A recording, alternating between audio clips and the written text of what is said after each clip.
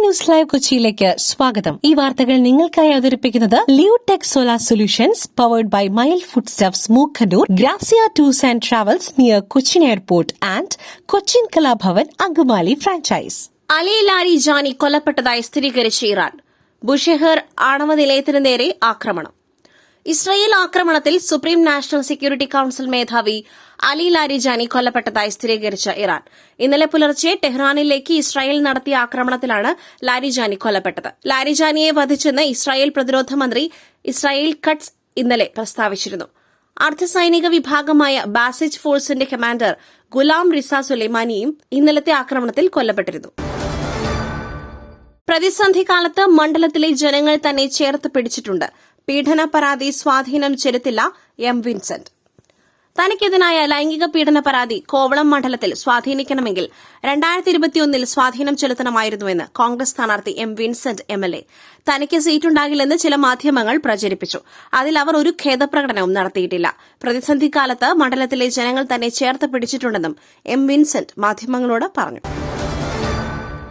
ദേവികുളം തിരഞ്ഞെടുപ്പ് കേസ് പുനഃപരിശോധനാ ഹർജി സുപ്രീംകോടതി വ്യാഴാഴ്ച പരിഗണിക്കും. എ രാജയ്ക്ക് നിർണായകം.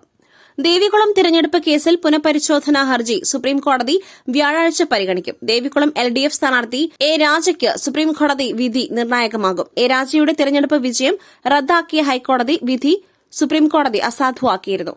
ഇതിനെതിരെയാണ് പുനഃപരിശോധനാ ഹർജി നൽകിയത്.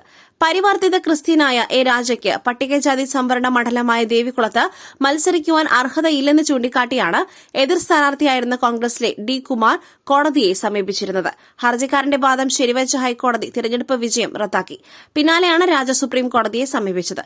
തുടർന്നാണ് സംവരണ മണ്ഡലത്തിൽ എ രാജയ്ക്ക് മത്സരിക്കുവാൻ അർഹതയുണ്ടെന്ന് ചൂണ്ടിക്കാട്ടി സുപ്രീംകോടതി ഹൈക്കോടതി വിധി അസാധുവാക്കിയത്. പിന്നാലെയാണ് ഡി കുമാർ പുനഃപരിശോധനാ ഹർജി നൽകിയത്. പാൽനില പുഞ്ചിരി വീണ്ടും പ്രേക്ഷകരിലേക്ക്.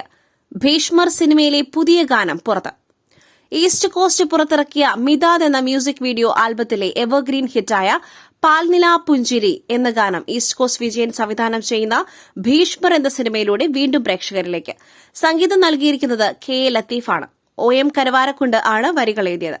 യുവഗായിക ദാന റാസിക്കാണ് ഗാനം ആലപിച്ചിരിക്കുന്നത്. ലിറിക്കൽ വീഡിയോ ആയി അണിയിച്ചൊരുക്കിയ ഈ ഗാനം ഇതിനോടകം തന്നെ പ്രേക്ഷകർ ഏറ്റെടുത്തു കഴിഞ്ഞു. ഫ്രഷ് കട്ട് ഫാക്ടറിക്ക് സ്റ്റോപ്പ് മെമ്മോ നൽകുവാൻ കട്ടിപ്പാറ പഞ്ചായത്ത്. നടപടി സ്വീകരിക്കുവാൻ നിർദ്ദേശം. ഫ്രഷ് കട്ട് ഫാക്ടറിക്ക് സ്റ്റോപ്പ് മെമ്മോ നൽകുവാൻ കട്ടിപ്പാറ പഞ്ചായത്ത് ഭരണസമിതി തീരുമാനം. ഇന്നലെ ചേർന്ന ഭരണസമിതി യോഗത്തിലാണ് തീരുമാനം. നടപടി സ്വീകരിക്കുവാൻ പഞ്ചായത്ത് സെക്രട്ടറിക്ക് നിർദ്ദേശം നൽകി. പഞ്ചായത്ത് രാജ് ചട്ടങ്ങൾ പരിശോധിച്ച ശേഷമേ നോട്ടീസ് കൈമാറുകയുള്ളൂ എന്നാണ് പഞ്ചായത്ത് സെക്രട്ടറിയുടെ പ്രതികരണം. പുട്ടു രുചികരമാവണമെങ്കിൽ മയിലിന്റെ പുട്ടുപൊടി തന്നെ വേണം. അതിന് ചെമ്പാപ്പുട്ടാണെങ്കിലും അങ്ങനെ തന്നെ. മയിൽ റൈസ് ആൻഡ് ഫുഡ് പ്രൊഡക്ട്സ്, ശ്രേഷ്ഠം സമ്പുഷ്ടം. ഹോർമുസ് കടലിടുക്കിനടുത്ത് കനത്ത അമേരിക്കൻ ആക്രമണം. ഇറാന്റെ മിസൈൽ കേന്ദ്രങ്ങൾ ആക്രമിച്ചു. ഹോർമുസ് കടലിടുക്കിനടുത്ത് കനത്ത അമേരിക്കൻ ആക്രമണം. ഹോർമുസിനടുത്ത് ഇറാന്റെ മിസൈൽ കേന്ദ്രങ്ങൾ ആക്രമിച്ചതായി അമേരിക്കൻ സെൻട്രൽ കമാൻഡ് വ്യക്തമാക്കി. ആന്റി ഷിപ്പ് മിസൈലുകളുള്ള കേന്ദ്രങ്ങളാണ് ആക്രമിക്കപ്പെട്ടത്. 5000 പൌണ്ട് ക്ലാസിലുള്ള നിരവധി ഡീപ് പെനിട്രേഷൻ ബോംബുകളാണ് പ്രയോഗിച്ചതെന്നും സെൻട്രൽ കമാൻഡ് പറഞ്ഞു. പശ്ചിമേഷ്യൻ സംഘർഷം സമാധാനം പുനഃസ്ഥാപിക്കുവാൻ ഒരുമിച്ച് പ്രവർത്തിക്കും. UAE പ്രസിഡന്റുമായി സംസാരിച്ച് പ്രധാനമന്ത്രി.